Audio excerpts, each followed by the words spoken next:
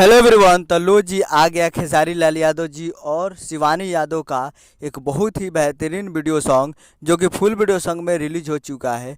और इस गाने को लिखे हैं टुनटुन यादव जी और इसमें म्यूजिक दिए हैं आर्या शर्मा जी और इसे गाए हैं खेसारी लाल यादव जी और सिलवी राज जी, जो कि आपको स्क्रीन के ऊपर दिखाई दे रहा है, जो कि फुल वीडियो सॉन्ग में रिलीज हो चुका है, जिसका टाइटल है पलंगिया डोले। और ये काफ़ी ज़बरदस्त वीडियो सॉन्ग है और फुल वीडियो सॉन्ग में रिलीज हो चुका है। और वीडियो में है खेसारी लाल यादव जी और शिवानी यादव जी, फिट में है शिवानी यादव जी। तो आज 17 मई 2023 को सुबह 6:45 AM पे फुल वीडियो सॉन्ग को रिलीज कर दिया गया है। तो जाइए और जाकर आप इसे सुन सकते हैं Vindhyavasini films Bhojpuri YouTube channel पे।